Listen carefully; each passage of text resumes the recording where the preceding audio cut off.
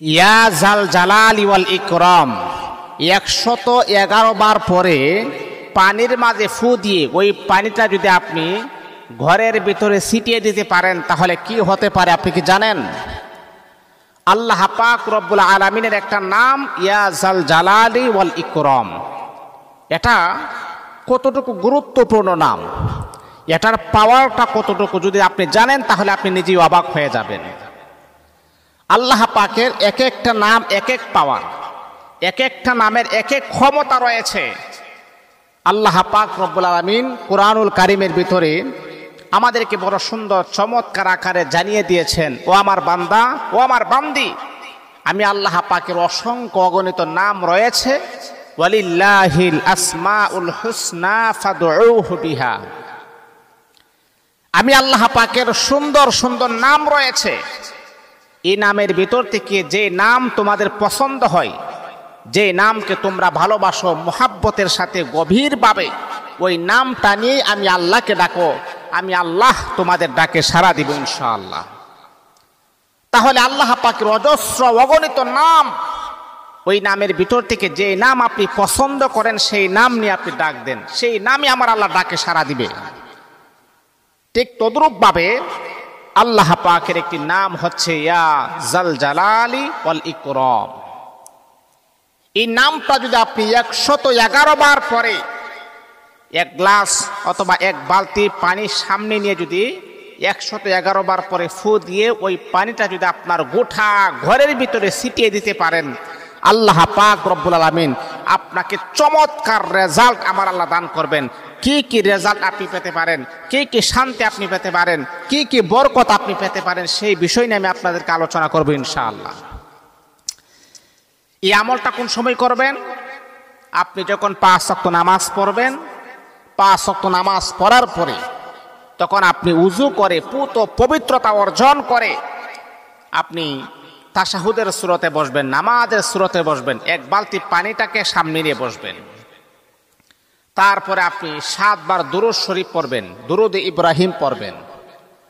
আল্লাহুম্মা সাল্লি আলা মুহাম্মাদিন ওয়া আলা আলি মুহাম্মাদ কামা সাল্লাইতা আলা ইব্রাহিম ওয়া আলা আলি ইব্রাহিম ইন্নাকা হামিদুম মাজিদ।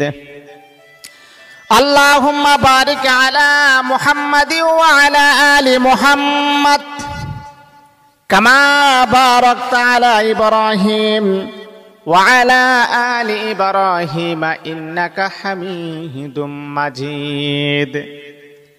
এই নামটা আপনি, এই দুরূদ শরীফটা আপনি 11 বার আপনি পড়বেন অথবা 7 বার আপনি পড়বেন। এই আমার বলল 11 বার অথবা 7 বার দুরূদ শরীফ পড়ার পরে আবার আপনি 7 বার ইস্তেগফার আপনি পড়বেন। আস্তাগফিরুল্লাহাল্লাযী লা ইলাহা ইল্লা হুয়াল হাইয়ুল কাইয়্যুম ওয়া আতুবু ইলাইহি লা হাওলা ওয়ালা কুওয়াতা ইল্লা বিল্লাহিল আলিয়্যিল আযীম। 7 বার অথবা 11 বার আপনি পড়বেন। দুইটা কাজ যখন আপনার কমপ্লিট হয়ে যাবে তখন বন্দি আমলটা আপনি শুরু করবেন। আপনি গণনা করে করে ইয়া জাল জালালি ওয়াল ইকরাম 1 বার, ইয়া জাল জালালি ওয়াল ইকরাম 2 বার, এমন করে করে আপনি 111 বার আপনি পড়বেন।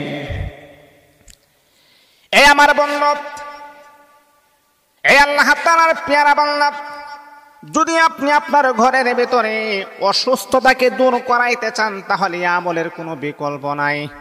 আপনার ঘরের ভিতরে অসুস্থতা দূর হয় না, অশান্তি দূর হয় না, একের পর এক রোগ সুখ বালা মুসিবত লেগেই থাকে। অনেক মানুষ আমাদের কাছে বলে, হুজুর আপনার বয়ান শুনি, কিন্তু আপনি জানেননি গো হুজুর, এত টাকা পয়সা আমি ইনকাম করি তারপর কেন জানি বরকত হয় না। হুজুর আমার ঘরের ভিতরে অসুস্থতাই দূর হয় না, আমার ঘরের ভিতরে একে অপরকে হিংসা বিদ্বেষে ভরপুর হয়ে গেছে, একজন অপরজনকে দেখতে পারে না। ও বন্ধু, আজকে যে আমলটা আমি আপনাদেরকে বলছি, এই আমলটাই সব কিছুকে ধ্বংস করে দিবে।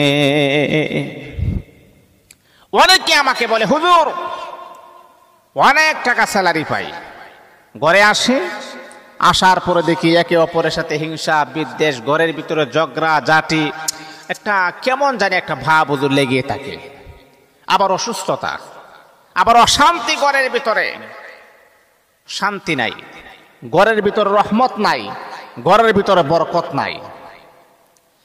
তাহলে বন্ধু আমার, আমি আপনাকে বলবো, যদি আপনি আপনার ঘরের ভিতরে রহমত আনতে চান, যদি আপনি আপনার ঘরের ভিতরে বরকত আনতে চান, তাহলে আজকের আমলটা আপনার জন্য বড় গুরুত্বপূর্ণ। আমলটা আপনি করবেন।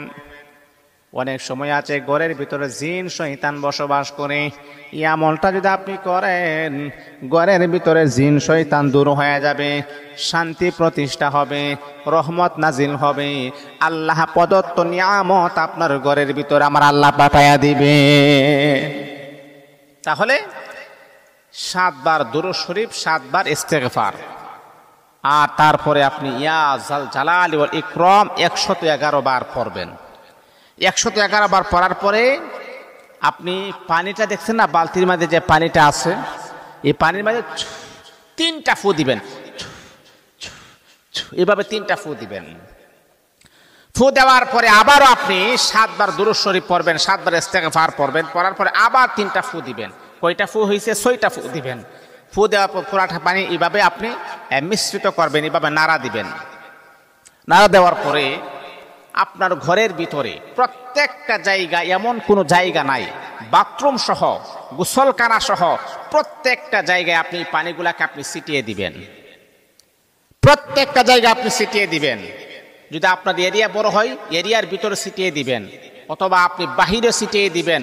আল্লাহ পাক রব্বুল আলামিন এই নামের পাওয়ারের উসিলায়, এই নামের গুণের উসিলায় আমার আল্লাহ পাক রব্বুল আলামিন আপনার ঘরের অশান্তি, আপনার ঘরের যত রকমের সমস্যা রয়েছে, আসমানি নুসরত দ্বারা আমার আল্লাহ সকল সমস্যাকে সমাধান করে দিবেন।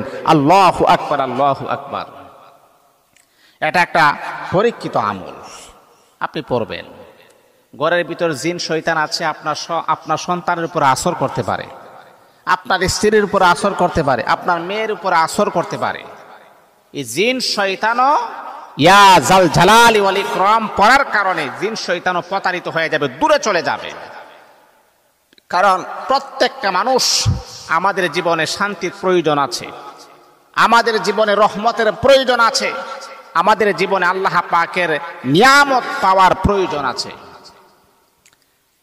মনে রাখতে হবে, আপনারা মনে করতেছেন লক্ষ লক্ষ টাকা পয়সা ইনকাম করলে মনে হয় শান্তি। না বাবা, আজকে পৃথিবীর দিকে আপনি তাকান, অনেক মানুষ এমন আছে, ব্যাংক ব্যালেন্স, বিভিন্ন ইন্ডাস্ট্রিজের মালিক, বিভিন্ন কোম্পানির মালিক, টাকা পয়সার কোনো অভাব নাই, কিন্তু একটা জিনিসের মারাত্মক অভাব, সেটা হচ্ছে তার মনের ভিতরে শান্তি নাই।